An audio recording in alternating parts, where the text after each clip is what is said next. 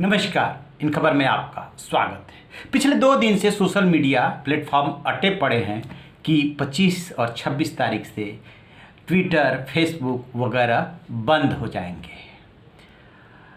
इसके बाद सरकार पे नज़र थी कि सरकार ने 25 फरवरी को जो 3 महीना का टाइम दिया था इन लोगों को, वो इन्होंने फुलफिल नहीं किया है, तो क्या कदम उठाने जा रही है। दोनों तरफ से खामोशी है, सोशल मीडिया प्लेटफॉर्म और सरकार। दरअसल जो 25 फरवरी को नियम कायदे जारी किए गए थे, उसमें 3 महीना का समय दिया गया था इन सोशल मीडिया कंपनियों को, और कहा गया था कि 24 घंटे में आपत्तिजनक कंटेंट हटाने की व्यवस्था कीजिए, नोडल ऑफिसर बनाइए, रजिस्टर्ड पता दीजिए, जो ग्रीवांस रिड्रेसल के लिए सिस्टम बनेगा वो बताइए, और यदि कोई कंटेंट आपत्तिजनक होता है तो उस पर तत्काल एक्शन लेंगे। इन सारी बातों के साथ साथ एक बड़ी बात ये थी कि अभी तक चाहे ट्विटर हो, फेसबुक हो, इंस्टाग्राम हो, जो भी सोशल मीडिया प्लेटफॉर्म हैं, वो कोई भी पोस्ट करता है ऑब्जेक्शनेबल, तो उस व्यक्ति के खिलाफ कार्रवाई होती है, उस प्लेटफॉर्म के खिलाफ कार्रवाई नहीं होती है। इसमें उनकी भी जिम्मेदारी फिक्स की गई थी कि आपके खिलाफ भी कार्रवाई की जा सकेगी। यहीं पे सोशल मीडिया कंपनियां अपने को बंधा हुआ फील कर रही है कि अभी तक तो वो इसके लिए रिस्पॉन्सिबल नहीं हो रही थी। अब क्या हुआ कि आपको याद होगा कि व्हाट्सएप का एक पुराना झगड़ा चल रहा है। जब वो 6 महीना पहले पॉलिसी चेंज कर रहा था कि जो बिजनेस अकाउंट है उस पर जो आप मैसेज शेयर करेंगे वो अन्य अपने प्लेटफॉर्म से और अन्य अपने विंग से वो शेयर करेगा। जैसे फेसबुक एक ही कंपनी का है तो फेसबुक से शेयर करेगा। अब ये क्या लफड़ा था? ये लफड़ा ये था कि मान लीजिए कि आपने किसी से ये शेयर किया कि हम इस प्रोडक्ट में इंटरेस्टेड हैं, तो उस मैसेज को ये व्हाट्सएप फेसबुक से शेयर करेगा और फेसबुक आपको उससे संबंधित एड्स दिखाएगा।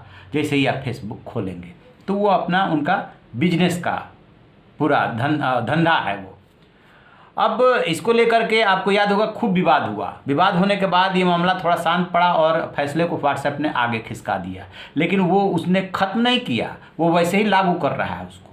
तो वहाँ पे जब निजता की बात उठती है तो व्हाट्सएप कहता है कि हम सारे मैसेज शेयर नहीं कर रहे हैं, सिर्फ बिजनेस अकाउंट वाले शेयर कर रहे हैं। और अब इसी निजता की बात को लेकर के केंद्र सरकार के खिलाफ, मोदी सरकार के खिलाफ व्हाट्सएप जो है वो हाई कोर्ट पहुँच गया है। हाई कोर्ट में वो ये कह रहा है कि जो केंद्र सरकार कह रही है कि आप ऑब्जेक्शनेबल चीज़ का सोर्स पता कीजिए और हमें बताइए, वो करते हैं तो हम निजता और प्राइवेसी का जो अधिकार है उसका उल्लंघन होगा। और उसने जो तर्क दिया है वो ये तर्क दिया है कि हमारा जो मैसेज होता है, चाहे वो मैसेज डालिए, चाहे वीडियो डालिए, चाहे पिक डालिए, जिस भी फॉर्म में आप एक दूसरे से बातचीत कर रहे होते हैं, चाहे कॉल कीजिए, तो वो एंड टू एंड इनक्रिप्टेड होता है। यानी कि आप जो मैसेज क्रिएट कर रहा है और जिसको मैसेज भेजा जा रहा है, यही दो उसको पढ़ सकते हैं और देख सकते हैं।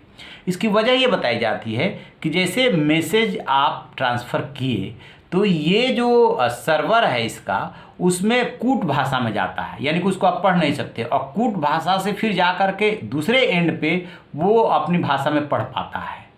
तो ये कह रहा है कि फिर तो हमें पूरा सिस्टम ही चेंज करना पड़ेगा और निजता और प्राइवेसी के अधिकार का उल्लंघन होगा। अब इस बात को लेकर के उसने हाई कोर्ट में केंद्र सरकार को घसीट लिया है। किसने? व्हाट्सएप ने। तो व्हाट्सएप और फेसबुक एक ही कंपनी है, एक ही के पास है दोनों।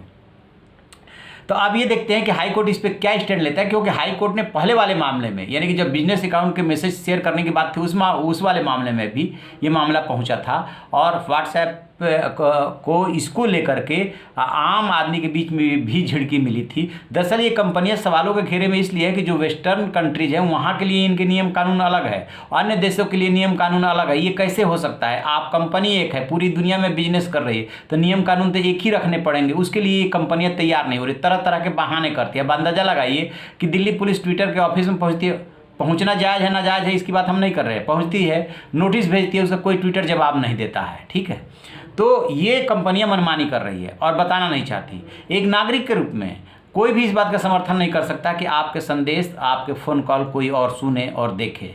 आप जो भी भेज रहे हैं वो सुरक्षित रहे।